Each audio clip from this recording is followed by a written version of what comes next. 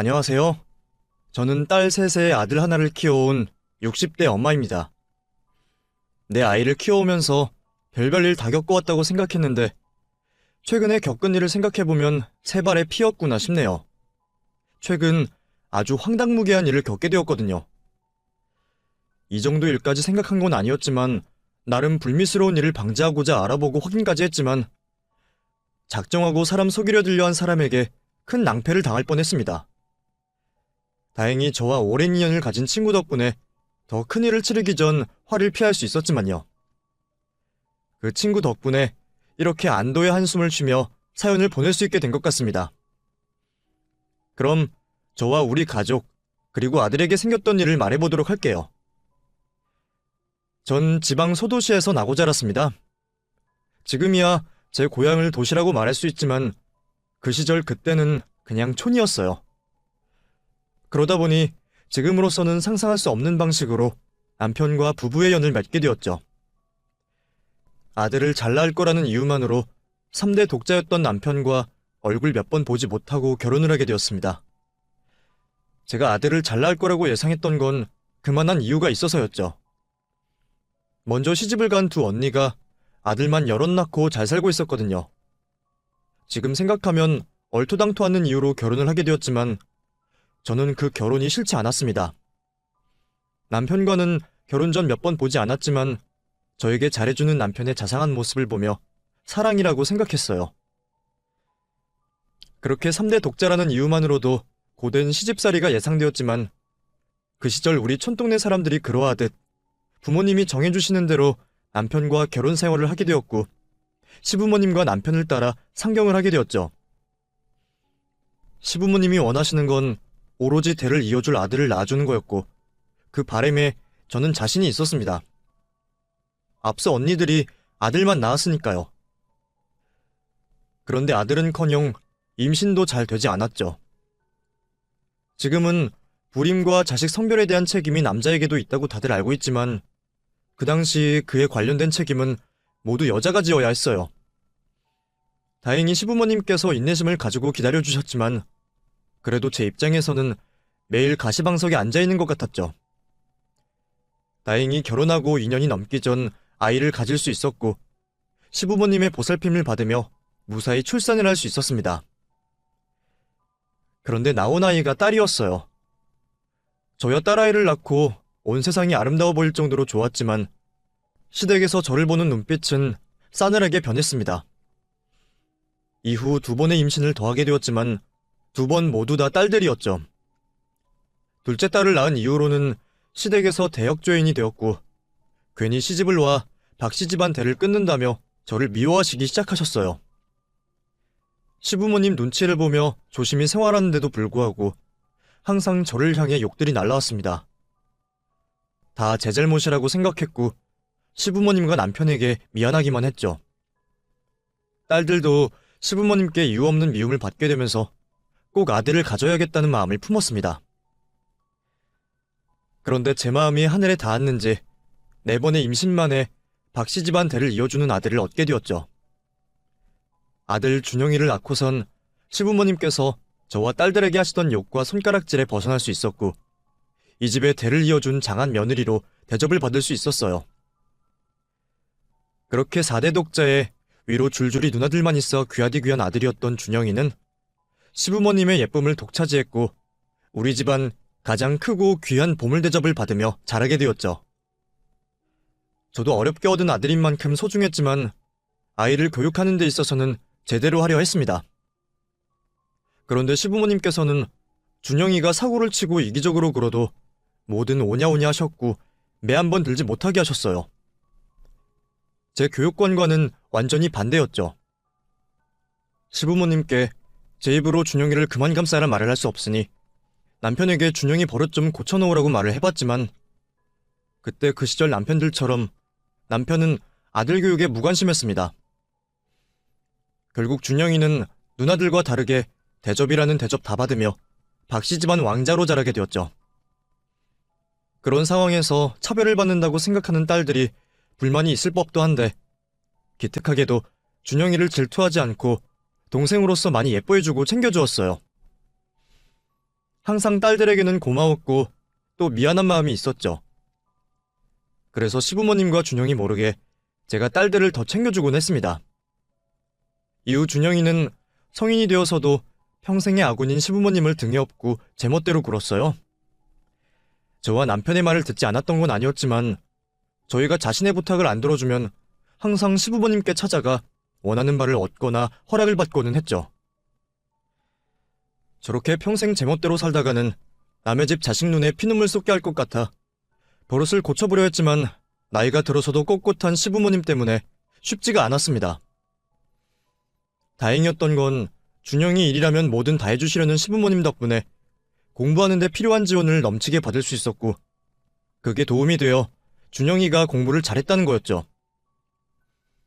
대학을 가서는 자기 앞길도 잘 개척해 나가고 있어 제멋대로인 것만 빼면 준영이에 대한 걱정거리는 없었습니다. 그런데 이 녀석이 갑자기 결혼하고 싶은 여자가 있다면서 맞을 준비도 못한 상황에 막무가내로 여자친구를 집으로 데려왔습니다. 가족들 모두 당황을 할 수밖에 없었죠. 그런데 데리고 온 여자아이도 그다지 마음에 들지 않았습니다. 나이가 어리다고는 하나 어른들 앞에서 기본적으로 차려야 하는 예의도 차리지 않고 있었죠. 얼굴 예쁜 거 하나 빼면 마음에 드는 게 하나도 없었어요. 준영이와 똑같아 보였습니다. 집안에서 예쁨만 받아왔는지 자기 집에서 부리던 응석을 저희에게도 부리고 있었죠.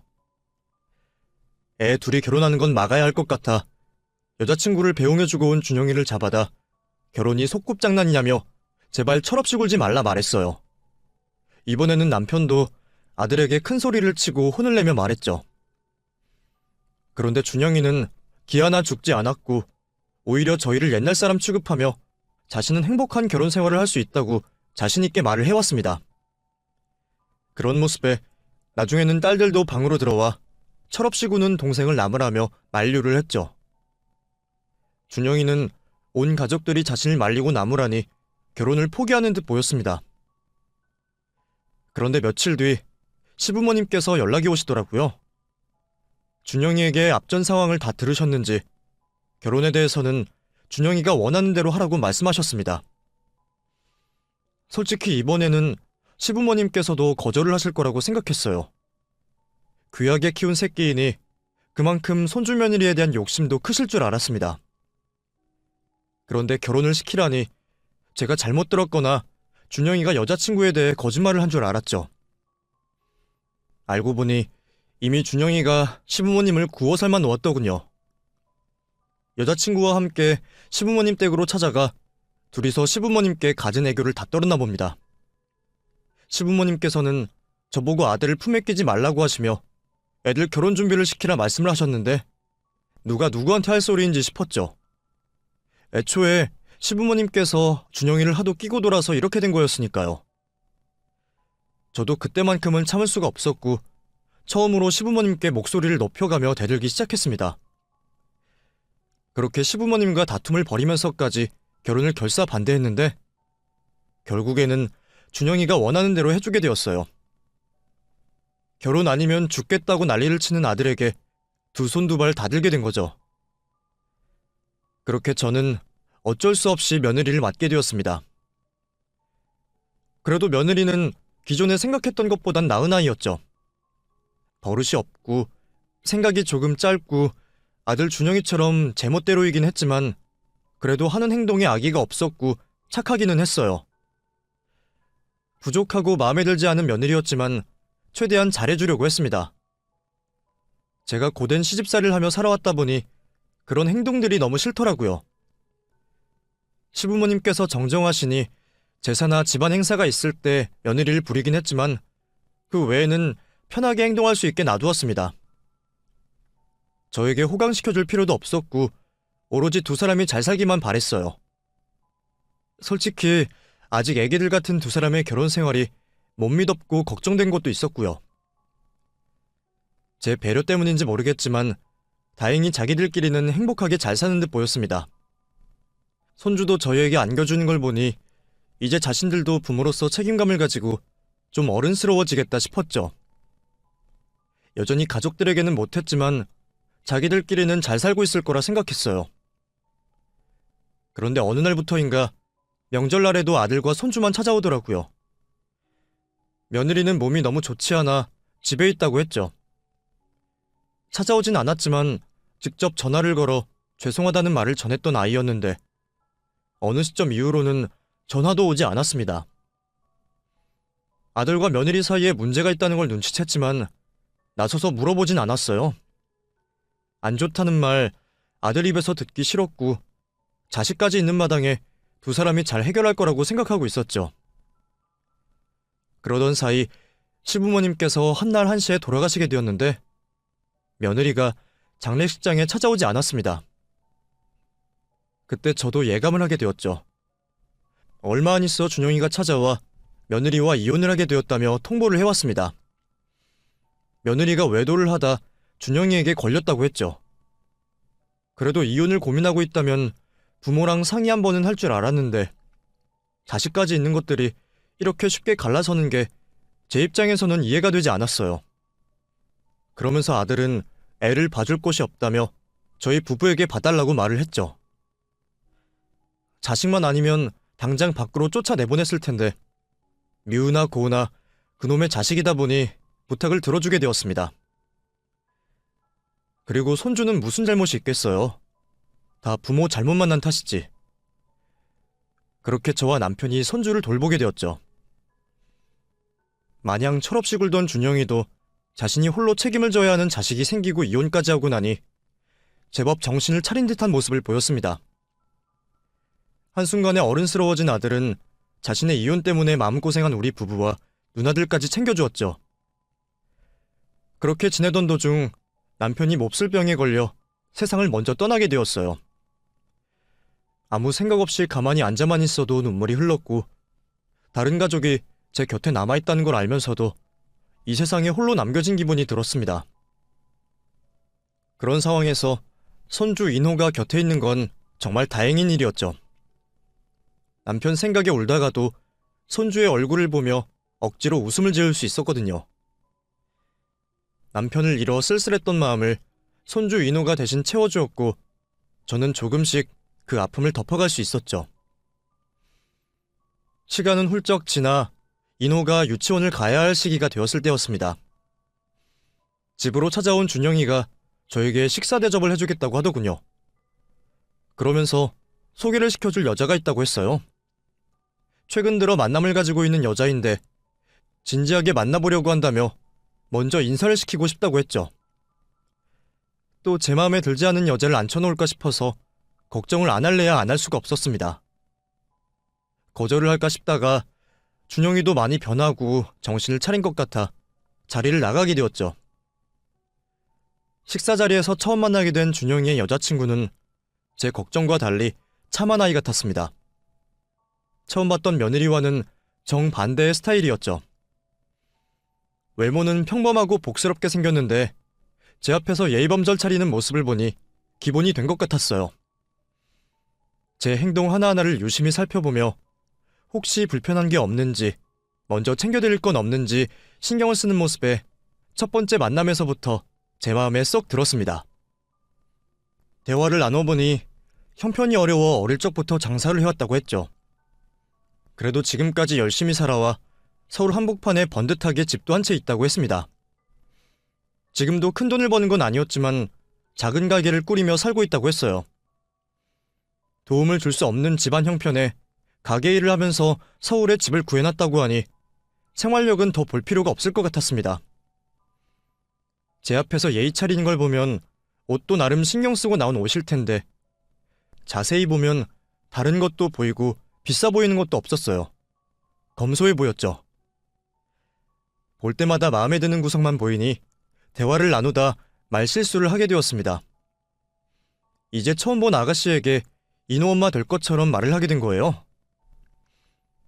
인호가 우리 준영이와는 또 성격이 달라서 애교가 많아요. 우리 인호 엄마로서 키우다 보면 재미가 쏠쏠할 거예요. 아이고, 내가 말실수를 했네. 내가 부담 주려고 했던 게 아니고 신이 나서 말을 하다 보니 말이 잘못 나와서 미안해요. 아니에요, 어머님. 저도 인호 제 아들처럼 생각하고 있어요.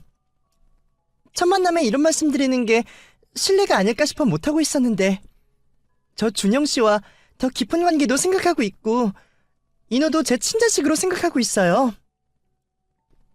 그래요? 그래도 우리 준영이처럼 한번 갔다 온 처지도 아니고 내 자식도 아닌 아이를 품는 게 쉽지 않을 텐데. 어떤 걱정 가지고 계신지 알 것 같은데 걱정하지 마세요. 저 준영 씨에 대해 모든 걸 알고 있고 그 전부를 받아들이고 이해할 만큼 준영 씨 사랑하고 있어요. 그래서 인호에게 좋은 엄마가 되어줄 거고 어머님께 좋은 며느리가 될게요. 제가 앞으로 정말 잘할게요, 어머님. 그러니 저 예쁘게 봐주세요. 말도 예쁘게 하는 지연이의 말을 들으니 주책스럽게 눈에서 눈물이 나왔습니다. 준영이 이혼 후 항상 마음이 좋지 않았는데 제 걱정을 지연이가 해결해주는 것 같았죠. 그날 이후 지연이는 저를 시어머니 모시듯 알뜰살뜰히 챙겨주었어요. 직접 한 요리와 간식이라며 저에게 먼저 다가와 주었습니다. 손주 인호에게도 벌써부터 엄마 노릇을 해주고 있었죠. 준영이에게 드디어 좋은 짝이 생긴 것 같아 마음이 너무 놓였습니다. 그래서 이 소식을 딸들에게도 알려주었죠. 그런데 딸들 모두 예비 며느리의 존재를 알게 되자 제 눈을 못 믿겠다며 자신들이 직접 검증을 하겠다고 하는 거예요. 엄마, 그걸 왜 이제 말을 해? 그 여자가 인호에게 엄마 노릇하기 전에 우리한테 말을 해야지. 너희들이 확인하고 말고 그런 거 할 거 없어. 좋은 아이야. 생각도 행동가짐도 뭐 하나 빠질 것 없어. 오히려 우리 준영이가 모자라지. 괜히 좋다는 사람들 뜯어놓으려 하지 말고 가만히 있어. 그러다 또 예전 그 꼴 나면 어떻게 하려고? 그때도 준영이만 힘들었어? 우리 가족 다 그 일 때문에 얼마나 신경 썼는데. 이번에는 인호도 상처받을 거 아니야. 엄마는 가만히 있어. 우리가 만나서 올케로 받아들여도 되는지 아닌지 직접 확인을 해볼 테니. 너희는 좀 가만히 있으래도. 네 남편들, 네 자식들이나 신경 써. 그러다 두 사람 틀어지면 너희가 책임질 거야? 제가 하지 말라고 말려봤지만 결국 딸들은 지연이를 불러냈습니다. 그리고 한참 뒤에나 집으로 들어왔죠. 집으로 돌아온 딸들을 보며 무슨 트집을 잡고 결혼을 반대하려나 싶었는데 지연이를 만나고 온 딸들이 전혀 생각 외의 말을 꺼냈어요. 지연이가 너무 마음에 든다는 거였죠. 다들 입을 모아 칭찬을 하는 모습에 제 눈이 틀리지 않았다는 걸 알았습니다. 깐깐한 딸들의 눈에도 합격 도장을 받은 지연이를 더 이상 우리 가족으로 받아들이지 않을 이유가 없었죠. 얼마 후 준영이와 지연이는 결혼식을 올렸고 우리는 새로운 가족을 받아들이게 되었습니다. 아들의 결혼식을 마치고 난 후 수많은 지인들의 축하 전화를 받고 있었어요. 수많은 축하 전화 중에는 제 30년 지기의 친구도 있었습니다. 그 친구는 남들과 다른 직업을 가지고 있었어요. 흔히들 무당이라고 말하는 직업을 가지고 있는 친구였죠. 애들 친구 엄마로서 먼저 알게 되었던 사이라 편견 없이 친구로 인연을 맺을 수 있었어요. 서로에게 좋은 친구가 되고 싶었기에 그 친구는 저에게 전복이나 예언을 하지 않았고 저도 그런 것들을 먼저 바라지 않았죠. 그래서 그 친구에게 걸려온 전화도 단순한 아들의 결혼 축하 전화라고 생각했습니다. 영자야. 내가 정신이 없어서 그날 너 챙기지도 못했다. 밥은 맛있게 먹고 갔니? 그게 중요한 게 아니고 우선 그 춘영이 처되는 사람 태어난 연월씨 좀 불러봐라. 새삼스럽게 우리 사이에 무슨 사주를 봐주려고 하니. 됐어. 괜히 그런 걸로 우리 사이만 나빠지겠다. 그냥 좀 부르라면 불러봐. 원래 짜증 한번 내지 않던 친구였는데 전화를 받자마자 고압적인 태도로 나왔습니다. 얼떨결에 친구가 불러달라는 며느리의 출생연도와 생일을 말해주게 되었죠. 어떻게 너랑 춘영이는 별 문제 없니? 우리야 무슨 일이 있을 게 뭐가 있어. 나야 마지막 남은 짐 하나 떠나보내서 마음 편하지.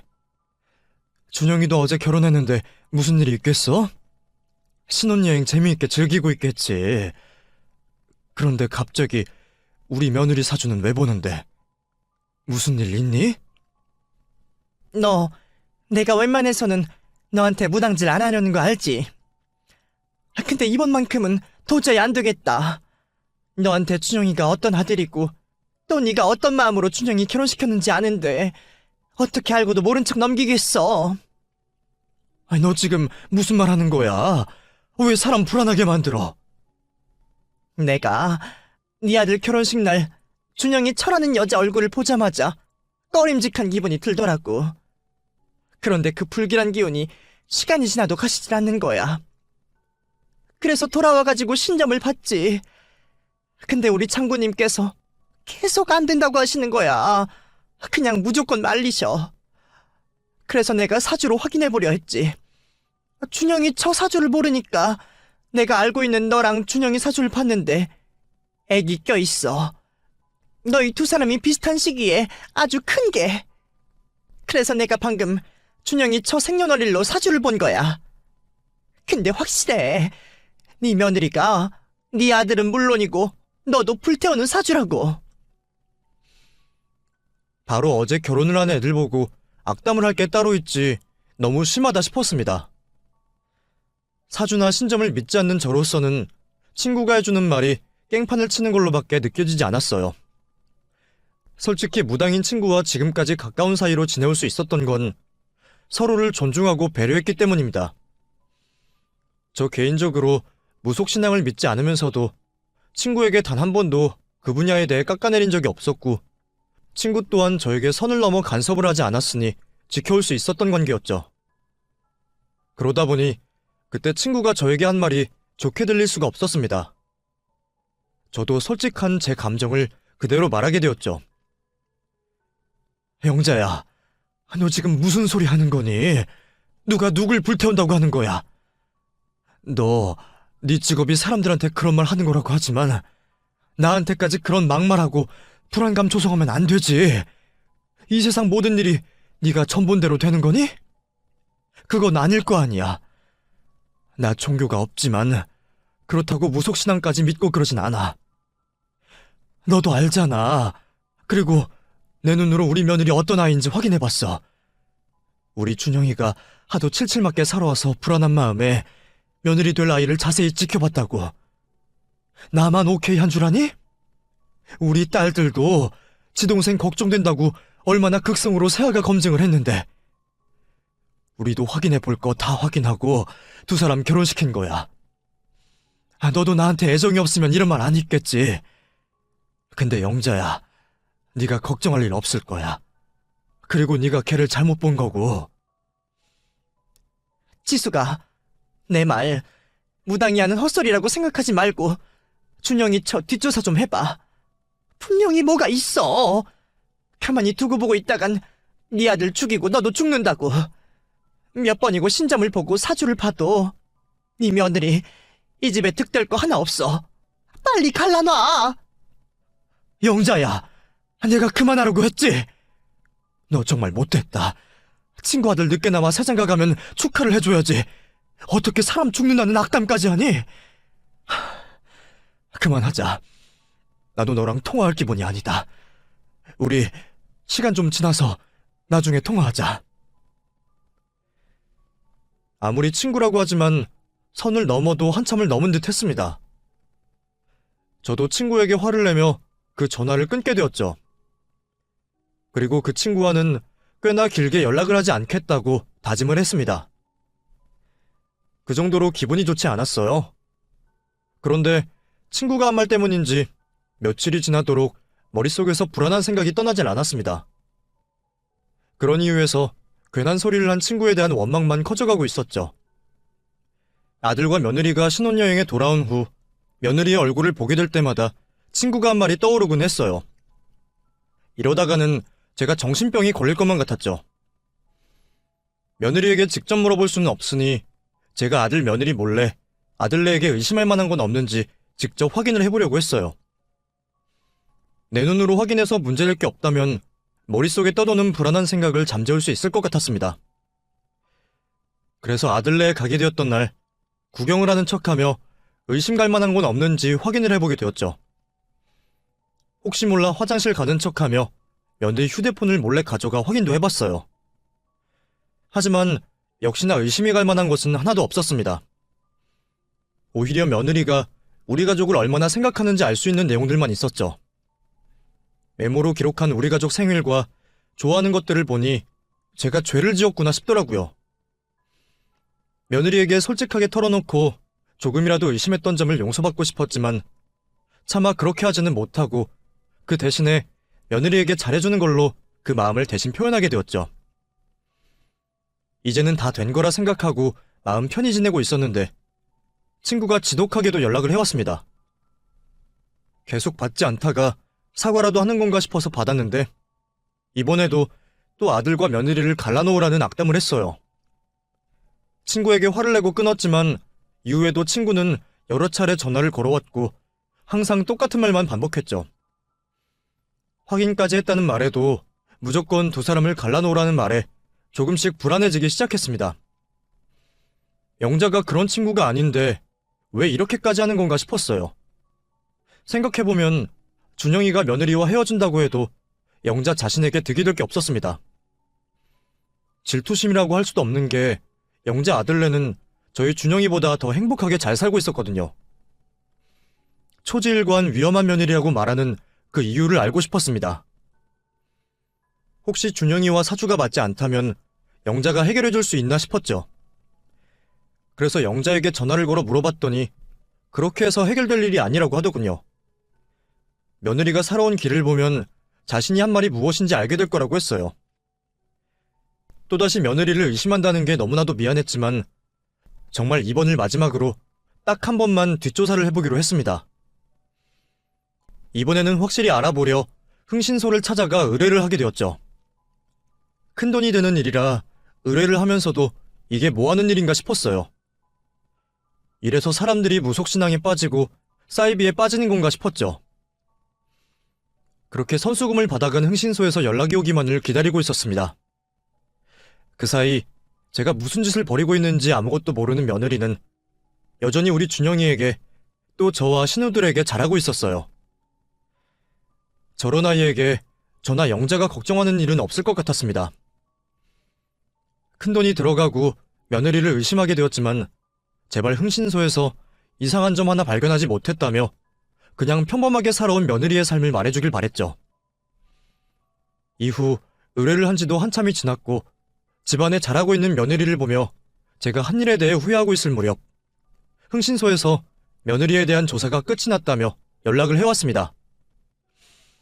그렇게 흥신소에 찾아가게 되었고 앉은 자리에서 며느리의 충격적인 실체를 듣게 되었죠. 우선 처녀라고 했던 며느리는 이미 결혼을 2번이나 갔다 온 아이였습니다. 거기다 평생 작은 가게를 이어오며 소박하게 살았던 게 아니었죠. 술집 여자 출신이라고 했어요. 저에게 말했던 것과 달리 고등학교도 집안 형편 때문에 상고를 간 게 아니었고 흔히 말하는 노는 아이라 상고로 진학했다고 했죠. 그 동네에서 알아주는 날라리였다고 했습니다. 흥신소 직원들도 며느리가 정확히 어떤 이유에서 술집을 가게 되었는지 알아내지 못했다고 했지만 그 뒤에 듣게 된 며느리의 이야기로 대충 돈 때문이라는 이유를 짐작을 할 수 있었어요. 술집 접대부로 일을 했던 며느리는 같은 술집에서 일하던 남자와 일찍이 결혼을 했다고 합니다. 하지만 얼마 가지 못해서 이혼을 하게 되었다고 했어요. 이혼한 남자에게 듣기로는 며느리가 견디지를 못했다고 합니다.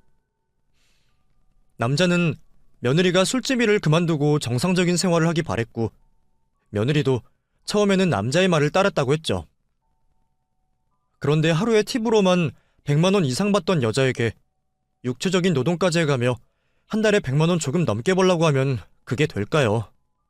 며느리는 결국 몸이 힘들다, 돈이 되지 않는다며 남자에게 다시 술집으로 가겠다고 말을 했다고 합니다.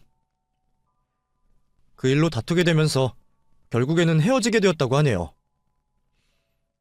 이게 며느리의 첫 번째 결혼 생활이었습니다. 그 다음 두 번째 남편의 경우 우리 준영이를 만나기 5년 전에 만나게 되었다고 했어요. 이번에는 술집에서 만난 나이 많은 남자였다고 합니다. 며느리의 술집에 단골이던 남자는 매번 며느리를 지명하여 같이 술을 마시다 친해지게 되었고 개인 연락처를 교환하면서 밖에서도 만나게 되었다고 했죠. 며느리는 이제 술집에서 일을 하는 게 질렸는지 돈이 많던 그 남자와 만남을 몇 번 가지지 않고 결혼을 했다고 합니다. 그런데 이번 결혼도 남자가 먼저 학을 떼었다고 하네요. 이번 역시 돈이었죠. 두 번째 남편은 첫 번째 남편과 달리 집안에 재산도 좀 있었고 사업으로 돈도 잘 벌고 있으니 남자가 벌어오는 돈을 그대로 다 썼다고 하네요. 남자도 처음에는 이해를 하고 좋은 말로 돌려 소비를 줄이라고 말했답니다. 하지만 좀처럼 줄어들지 않는 카드값으로 인해 지치게 되었고 며느리와 다툼을 벌였다고 했어요. 며느리와 이혼을 하려고 했지만 오히려 자신의 과거를 남자의 약점으로 잡아 시댁과 주변 지인들에게 알리겠다며 협박을 해왔고 그런 이유로 어쩔 수 없이 멈추고 싶었던 결혼 생활을 끌려가게 되었다고 했죠. 그러다 낭비벽이 심한 여자와는 무슨 일이 있어도 더 이상 살 수 없다고 생각했고 그런 이유에서 며느리에게 위자료를 주겠다며 회유를 하여 겨우 합의 이혼 서류에 도장을 찍을 수 있었다고 했습니다. 두 번째 남편은 흥신소 직원들이 며느리에 대해 찾아왔다고 하자 몇 번이고 대화를 거절했을 정도로 최악의 여자로 기억하고 있었다고 말했어요. 그렇게 두 번째 남편에게 받은 합의금으로 작은 가게를 시작하게 된 거였고 자수성가를 한 것처럼 집을 구해 우리를 속여왔던 거였죠. 흥신소 직원들은 며느리의 부모님도 자신의 딸이 지금까지 무슨 일을 해오고 있었는지 잘 모를 거라고 했습니다. 결혼 또한 첫 번째 남편과 한 결혼은 모르고 있을 거라 말했죠. 상경을 한 뒤 술집에서 일을 하면서 부모님과는 연락을 거의 하지 않았던 것 같다고 말했어요. 이 긴 이야기를 흥신소에 앉아 듣게 되었는데 시간이 어떻게 지나가는지도 모를 정도로 빠져들어 듣게 되었죠. 흥신소 직원 입에서 나오는 한마디 한마디가 충격적으로 들렸어요. 며느리의 과거가 좀 복잡하다는 흥신소 직원의 첫말에 복잡해봐야 얼마나 복잡할까라고 생각을 했습니다. 그런데 이야기를 다 듣고 보니 이런 인생 이야기는 소설로 쓰라고 해도 쉽게 쓰여질 것 같지 않더라고요. 이런 과거가 있으면서 지금까지 어떻게 감쪽같이 우리 식구 모두의 눈을 속여왔는지 다른 의미로 대단해 보였습니다.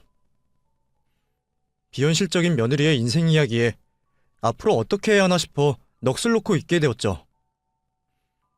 그때 흥신소 직원이 더 알아볼 게 있으면 알아보라며 저에게 며느리 전 남편들의 연락처를 주었어요. 그렇게 충격적인 며느리의 과거를 알게 된 채 집으로 돌아가게 되었습니다. 몇 날 며칠 동안은 충격을 받아 집에서 멍하니 정신을 놓고 있었어요. 아이들이 찾아오면 충격받은 모습을 숨길 자신이 없어 집으로 찾아오지 못하게 했죠. 겨우 정신을 차렸을 때는 시간이 많이 지나간 후였습니다. 정신이 들자 더 이상 준영이를 그 여자와 살게 놔두면 안 되겠다는 생각이 먼저 들었죠. 제가 듣게 된 이야기를 아이들에게 직접 말해도 되었지만 며느리의 변명을 듣고 싶지 않았습니다. 저에게 며느리 전 남편들의 연락처가 있었으니 직접 찾아가 육성으로 이야기를 녹음하기로 했죠.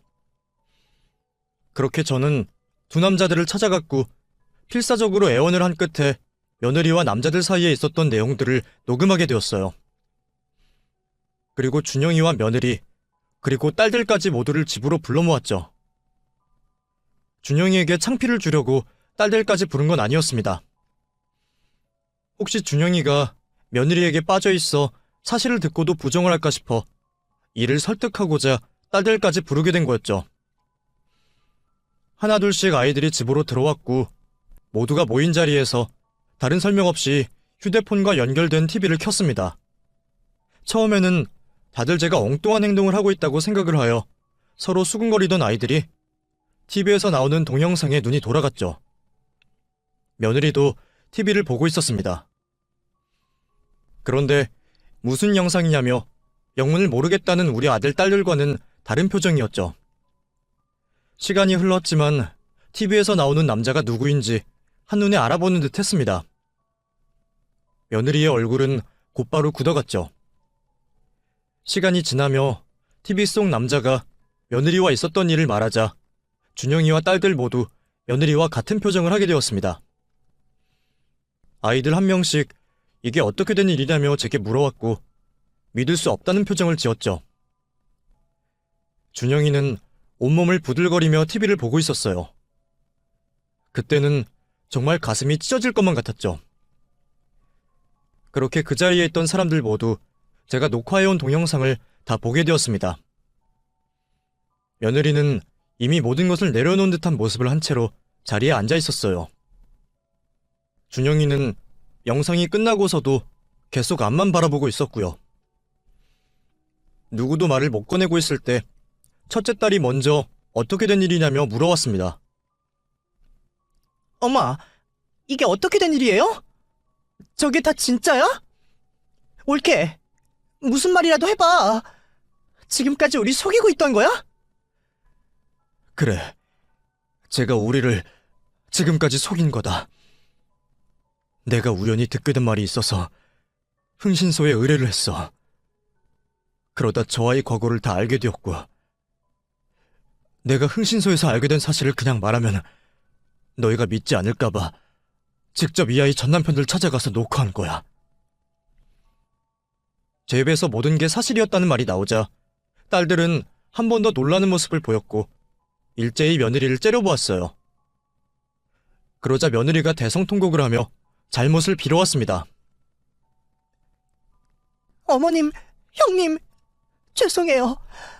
어머님께서 녹화하신 내용 전부 사실 맞아요. 그런데 저도 딴 생각이 있어서 속였던 건 아니에요. 지금 보이시는 반응들처럼 이런 과거 있는 여자를 누가 아내로 받아들이고 며느리로 삼으려고 하겠어요. 저도 이 집안의 아내, 며느리, 그리고 가족이 되려고 거짓말을 하게 된 거예요. 저 이제 과거와는 전혀 다른 사람이에요. 준영 씨 만나게 되면서 새로운 사람으로 태어났다고요. 돈보다 중요한 게 있다는 걸 깨달았고 가족들과 있으면서 느끼게 되는 행복함도 알게 되었어요. 과거 제가 저지른 잘못 때문에 저를 안 좋게 보이실 수밖에 없겠지만 전 정말 며느리와 아내로 이 집안에서 잘 살아보고 싶었어요. 믿어주세요. 여보, 나 지금 하는 말 진심이야. 나 당신 사랑해. 제발 믿어줘. 사실을 인정하고 잘못을 구한다고 해도 며느리가 가족을 속인 잘못이 용서되는 건 아니었지만 한편으로는 마음이 좋지 않았습니다. 그건 딸들도 마찬가지인 것 같았어요. 잘못된 거를 후회하고 있는 며느리에게 혼을 내고 따져 물어야 할지, 다독이며 그래도 잘못된 행동이었다고 말을 해야 할지 고민을 하고 있었죠. 그때 준영이가 입을 열었어요. 진심이라고? 그럼 하나만 물어보자. 나한테 가게 때문에 돈 필요하다고 받은 대출, 그 돈들은 어디다 썼어? 그리고 당신 경품 받았다고 했던 명품들 있잖아. 그건 어디에 응모해서 받은 건데? 내가 그때는 그냥 당신 한 말 믿고 넘겼거든? 근데 지금 이렇게 당신 과거를 알고 나니까 이상하다는 생각이 드네? 대출은 당신이 아는 것처럼 가게 했었지. 가게 어디에 썼는데? 빚을 갚았든 가게를 고쳤든 지출에 대한 내역이 있을 거 아니야. 그거 확인시켜줘. 그리고 경품은 어디서 됐다고? 지금 당장 달라고 하면 내가 무슨 정신이 있어서 바로 주겠어. 당신이 말하는 거 나중에 확인시켜줄게. 그게 무슨 정신이 있고 없고가 들어가는 문제야. 당신 거짓말이구나.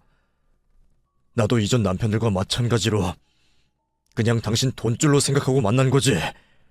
내 말 맞지? 이거 왜 이래? 당신까지 날 죽일 년으로 모는 거야? 됐어. 여기 박씨 집안 사람들 다 한통속인 거 알았어. 나 먼저 일어날 테니 오늘 일은 나중에 말해. 어머님, 저 나중에 이 사람과 해결 다 되면 제 입장 말씀드릴게요. 아들의 집요한 물음에 며느리는 적반하장의 태도로 자리를 박차고 집을 나서려 했습니다. 그때 현관에 가장 가까이에 있던 둘째 딸이 며느리의 머리채를 잡아챘죠. 인연 봐라. 궁지에 몰렸는데도 잘도 도망가려고 하네? 그래, 이 정도는 돼야 우리 집안 사람들 전부를 속여먹지. 근데 네가 우리 전부를 속일 수는 있을지 몰라도 우리 전부를 힘으로 상대할 수 있겠어? 갈 땐 가더라도 사람 속인 값은 내고 가야지. 그래, 너 어디서 주랭랑을 치려고 해? 겨우 정신 차린 우리 동생 장난감처럼 네 마음대로 주무르니까 좋았어? 너 내 동생이 우리 집에서 얼마나 귀한 아이인지 알아? 너 오늘 우리 집에서 못 걸어나갈지 알아. 너 죽었어?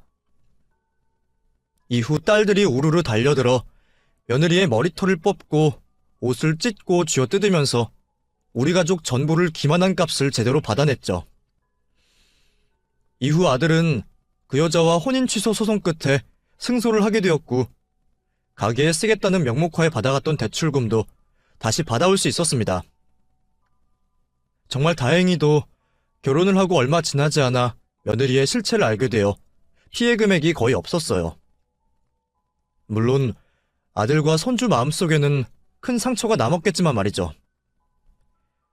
그래도 더 큰 마음의 상처와 금전적 피해를 입지 않은 것에 대해 감사하게 생각해야 했습니다. 물론 이 모든 게 제 친구 영자 덕분이었죠. 아들 일을 해결하며 저는 영자에게 찾아가 지난날 제 잘못에 대해 사과를 했습니다. 영자는 제가 한 말이 많이 서운하고 화가 났을 법도 한데 제 사과를 받아주었죠. 덕분에 일이 잘 해결되었다는 말에 영자는 저만큼이나 다행이라며 기뻐해 주었어요. 그런 영자에게 보답과 동시에 복채값을 주는 게 맞는 것 같아 우리 아들과 제 목숨을 구해준 값을 서운치 않게 봉투에 넣어주었죠. 거절하는 영자에게 오히려 제가 더 부당처럼 복채값 주지 않으면 재수 못 붙는다고 말을 했고 영자는 제 마음을 알겠다는 듯이 그 봉투를 받아주었죠. 지금까지도 영자와는 가장 친한 친구로 잘 지내고 있습니다. 아들 준영이는 이번 일로 마음의 상처가 컸는지 더 이상 연애와 결혼은 포기한 채 제가 살고 있는 집으로 손주 인호와 들어와 저를 모시고 살고 있어요. 덕분에 나이 들어도 외롭지 않게 지내고 있네요. 아들이 결혼을 포기 안 했으면 싶으면서도 내심 또 그런 일을 당하게 될까봐 저도 겁이 나서 연애나 결혼을 하라는 말은 하지 못하고 있습니다. 죽을 때까지 강요는 하지 않으려고요. 다른 거 바라는 것 없이 지금처럼 건강하고 별탈 없이만 우리 가족 모두 살았으면 싶네요. 별탈 없이 사는 게 최고인 듯 싶습니다. 그런 의미에서 여러분도 별탈 없이 조용한 하루 보내시길 바랄게요. 그럼 제 글 읽어주셔서 감사합니다.